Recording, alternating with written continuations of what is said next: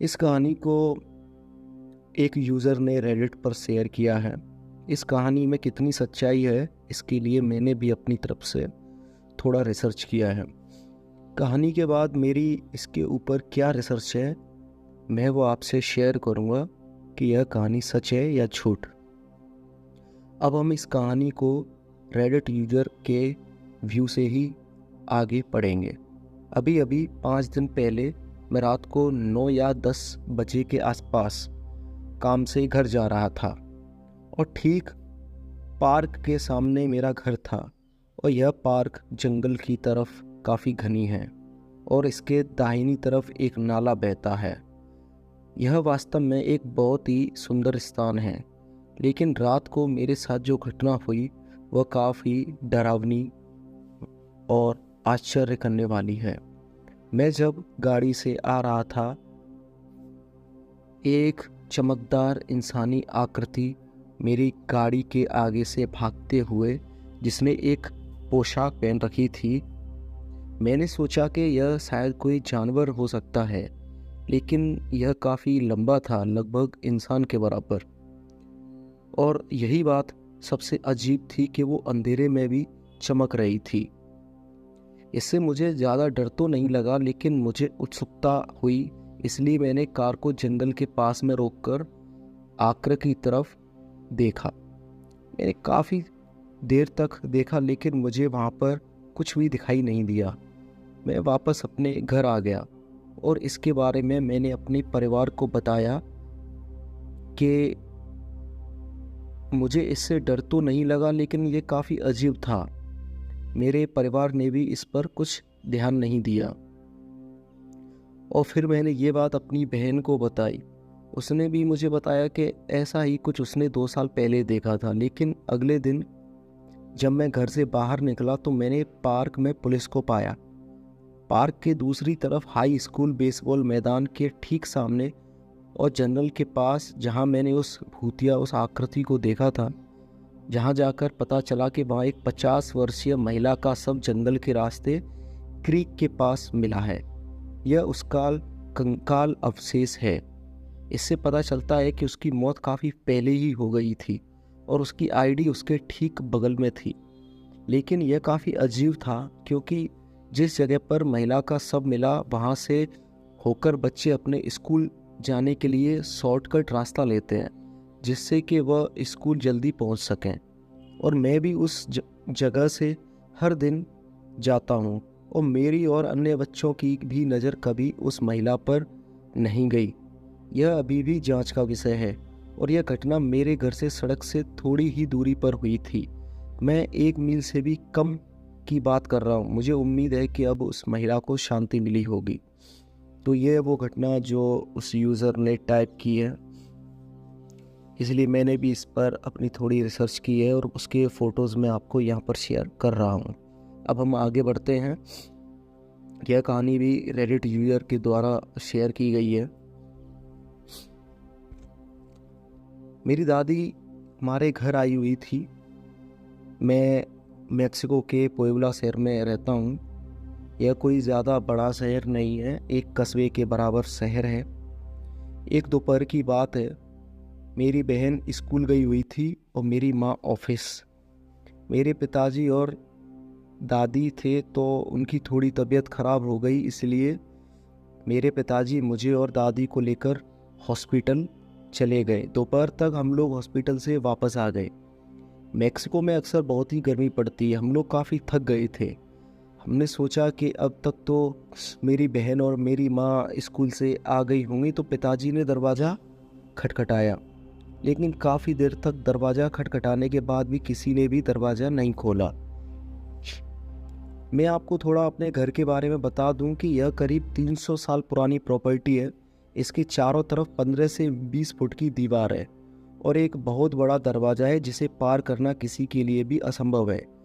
पिताजी बार बार दरवाज़ा खटखटाते हैं, लेकिन मेरी बहन की आवाज़ नहीं आती।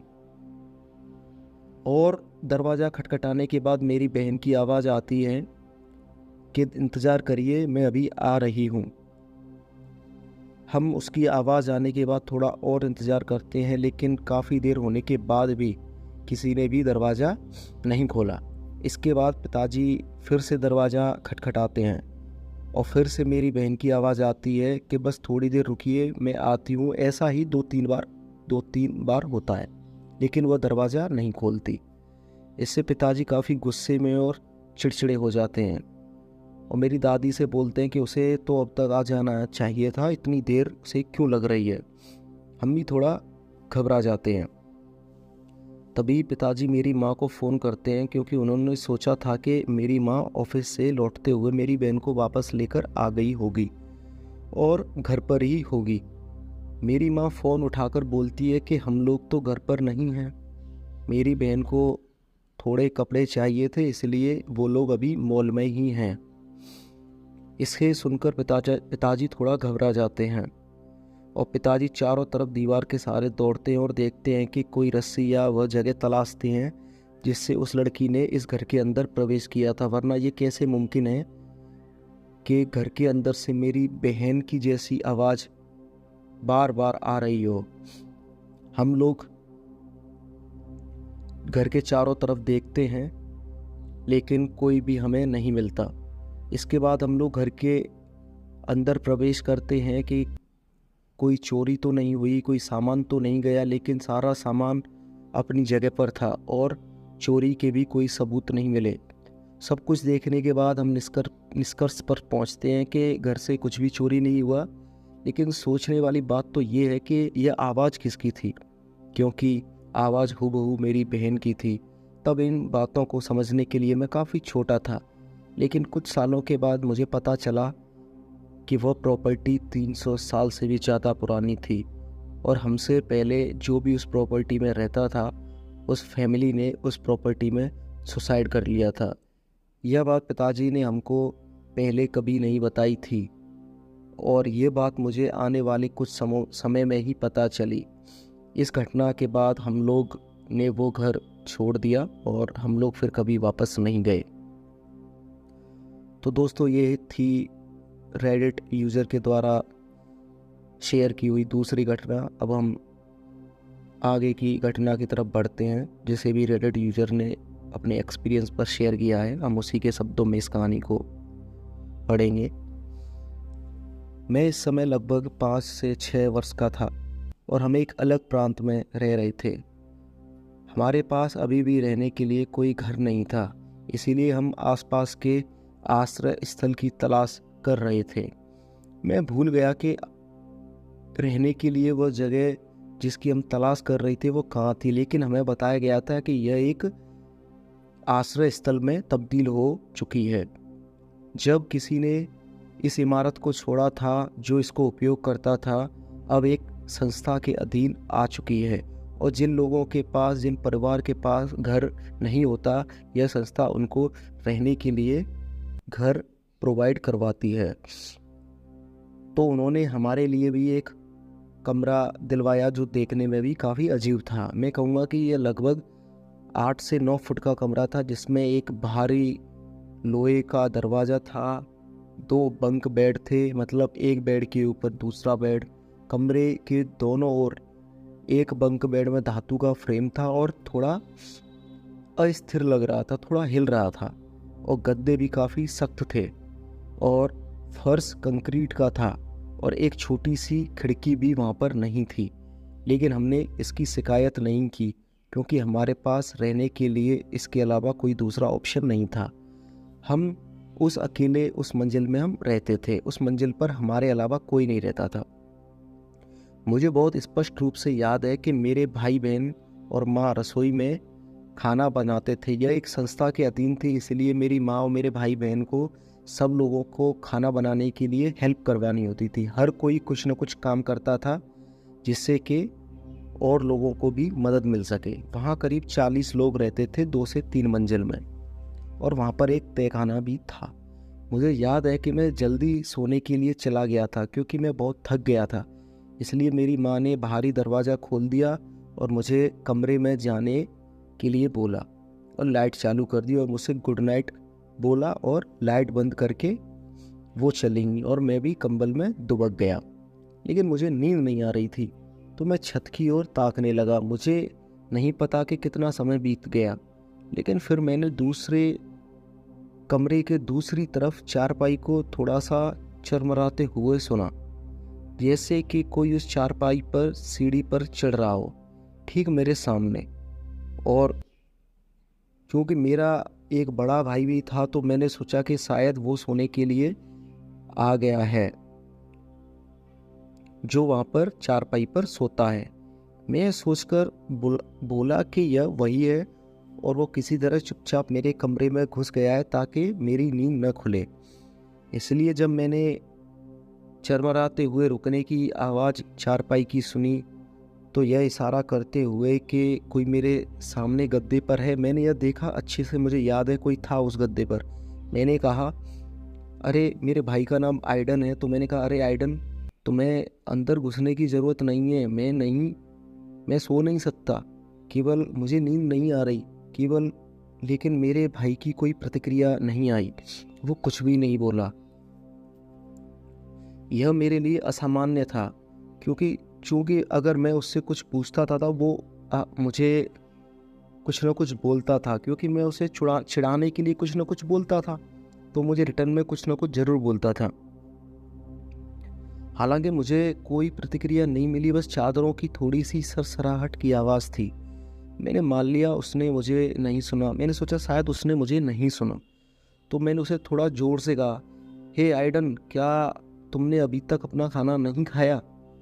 लेकिन इसके बाद भी उसने कोई भी प्रतिक्रिया नहीं दी। इस पर मुझे थोड़ी चिंता हुई और मैं थोड़ा परेशान हो गया, इसलिए मैं उठकर बैठ गया और अपना सिर बिस्तर की ओर लेकर गया, उस उम्मीद में कि अगर वो परेशान होगा तो मैं उसे आराम से पूछ पाऊंगा। मुझे मुश्किल से उसका मुंह मैंने निकाला जब मुझे एहसास हुआ कि यह वह नहीं था। लेकिन उस समय मेरी उम्र के लेकिन जब मैंने देखा कि वह तो मेरे उम्र के आसपास की कोई लड़की, जिसका चेहरा थोड़ा सांवला था, उसकी 2 चोटी थी और एक पुरानी कोई पोशाक थी जो कि साफ साफ दिख रही थी।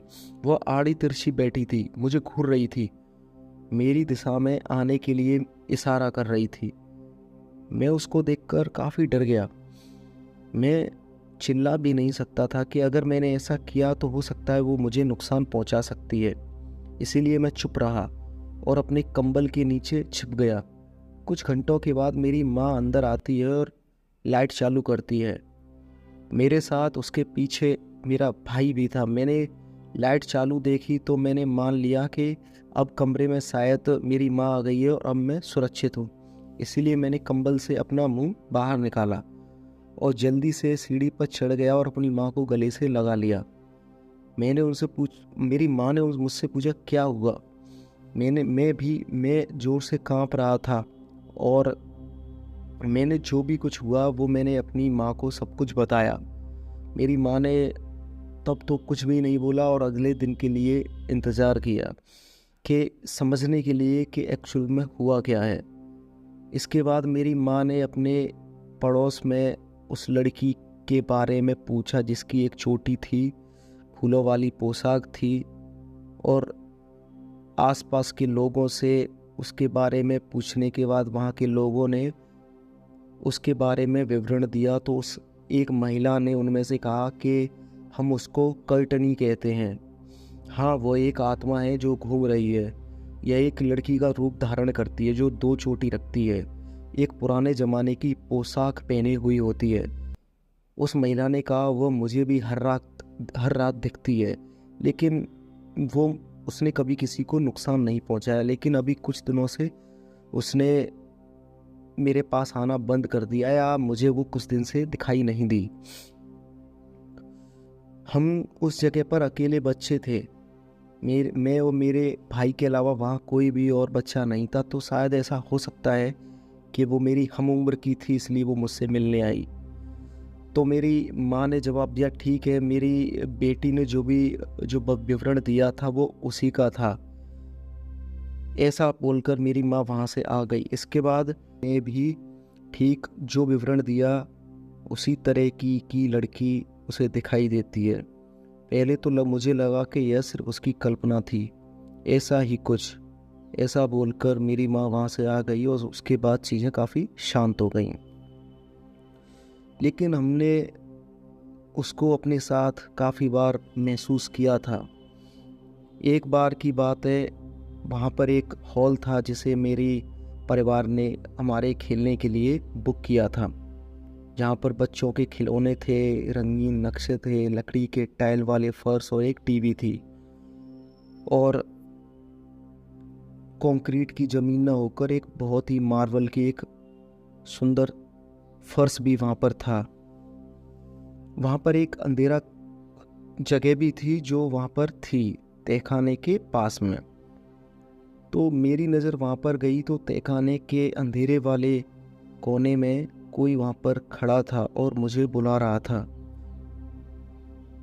मैंने उसकी तरफ देखा और मैं भी उसकी तरफ आगे बढ़ने लगी। मैंने सोचा कि शायद ये मेरे साथ लुका छुपी का खेल खेलना चाहती है। मैं बिना कुछ कहे सोफे से उठ खड़ी हुई या खड़ा हुआ।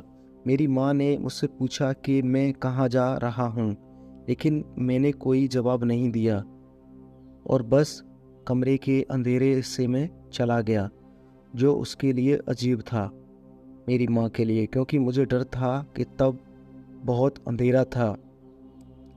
वह उलझन में था कि मैं तहखाने के सबसे अंधेरे हिस्से में क्यों जाऊंगा, जहाँ रोशनी भी नहीं पहुंचती। उसने मेरा पीछा किया और मैं एक अंधेरी कोठरी में घुस गया। मैं इधर उधर देखने लगा और पूछता रहा, तुम कहाँ हो? क्या तुम मेरे साथ नहीं खेलना चाहती हो? क्या इसलिए तुम मेरे चारों ओर दौड़ती रहती हो? मैंने बार बार पूछा, उन पंक्तियों के साथ प्रश्न। मेरी माँ स्पष्ट रूप से चिंतित थी। लाइट चालू की और मेरी माँ ने मुझे उठाया, टीवी बंद कर दिया और मुझे और मेरे भाइयों को ऊपर ले गई। उसने पूछा कि मैं किस तरीके से व्यवहार कर रहा था, वह ऐसा क्यों कर रहा था। उसके अनुसार मैंने कहा कि वो लड़की मुझे दिखाई दी और वो मेरे साथ खेलना चाहती थी। उसके बाद माँ और मेरे परिवार के बाकी लोगों के साथ भी छोटे मोटे काफ़ी रहस्यमय तरीके से इंसिडेंट होते रहे। छोटे छोटे खरोंचे हमारे शरीर पर एक हफ्ते के भीतर हमें दिखाई देने लगे। इसके बाद हम वो जगह छोड़कर हमेशा के लिए चले गए और जितना भी खिलौने सामान, जितना भी सब कुछ था, हमने उसको उस कमरे में ही छोड़ दिया। हमने बस कुछ कपड़े, पैसे, भोजन और हमारे आईडी वहाँ से लिए और हम शहर के दूसरी तरफ चले गए। तो दोस्तों, ये कहानी थी जिसे एक रेडिट यूज़र ने रेडिट पर शेयर किया था। आप इसके बारे में क्या सोचते हैं, ये भी आप कमेंट सेक्शन में ज़रूर बताना। अब हम आगे बढ़ते हैं। ये कहानी भी रेडिट यूज़र के द्वारा भेजी गई है, जिसे मैं अब यूज़र के व्यू से ही बताऊंगा। जब मैं लगभग 5 या 6 वर्ष का था, तब मेरी बहनें और मैं एक कमरा शेयर करते थे। अधिकांश रातों में मुझे और मेरी बड़ी बहन को 2 अलग अलग परछाइयाँ दिखाई देती थीं।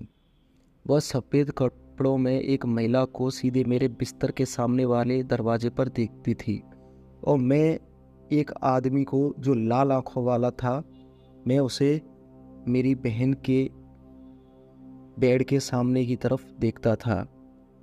हालांकि मेरी बहन उस महिला को भी देख सकती थी। उसने कहा उसने कभी उससे बात नहीं की। वह बस वहाँ खड़ी रहती है और हर तरफ और हर रात करीब आती गई। जैसे जैसे दिन हुए वो महिला थोड़ी थोड़ी करीब आती गई, जबकि मैं दूसरी तरफ चमकदार लाल आंखों की जोड़ी वाला एक आदमी था, वह मुझे घूरता था, जिसे मैं देखता रहता था। वह मेरा नाम लेकर मुझसे कहता था, जे कोठरी में आओ और मेरे साथ खेलो। बार बार वो यही बोलता था। कभी कभी मैं और मेरी बहन एक दूसरे के बिस्तर पर कूद जाते और सुबह तक कंबल के नीचे छिप जाते। यह महीनों तक चलता रहा, जब तक कि मेरे पिताजी ने घर को फिर से बदलने का फैसला नहीं किया। फिर उसके बाद हमने उसको कभी नहीं देखा। अब मेरी उम्र 24 साल की हो गई है। मेरी पत्नी है, मेरा एक बच्चा है मुझे हाल ही में एक अजीब सपना आया। मैं मेरे बेटे के साथ कमरे में खड़ा हूँ और उसी कोठरी से मुझे वो आदमी लाल आंखों से घूरता हुआ मुझसे कह रहा है कि जे तुम तो मेरे साथ खेलने नहीं आए, लेकिन तुम्हारा लड़का मेरे साथ खेलने जरूर आएगा। मैंने जब ये बात सुनी तब मैंने उसके बाद ये बात अपने पिताजी को बताई। इसके बाद मेरे पिताजी ने मुझे बताया कि जब मैं छोटा था काफ़ी, तो ऐसा ही एक सपना और ऐसा ही एक आदमी उन्हें भी दिखाई देता था। और जब मैं बड़ा हुआ तो वो भी मुझसे यही बात बोलता था कि तू मेरे साथ खेलने नहीं आया तो तेरा बेटा मेरे साथ खेलने जरूर आएगा। ऐसा सुनकर मेरे हाथ पैर कांप गए कि कहीं ऐसा ना हो कि मेरे बच्चे के साथ कोई भविष्य में ऐसी घटना घट जाए। अभी तक तो सब ठीक है, आगे देखते हैं क्या होता है। तो ये थी एक और कहानी जो रेडिट यूज़र ने शेयर की थी। तो आज के लिए इतनी कहानियाँ पर्याप्त हैं। आई होप आपको ये कहानियाँ पसंद आई होंगी, और अगर आपको ये कहानियाँ पसंद आई हैं तो चैनल को सब्सक्राइब ज़रूर करना। और आप कहानियों में क्या चेंजेस देखना चाहते हो, किस तरह की कहानियाँ सुनना चाहते हो, ये आप मुझे ज़रूर बताना। मैं आपके लिए उसी तरीके की कहानियाँ लाया करूँगा। धन्यवाद।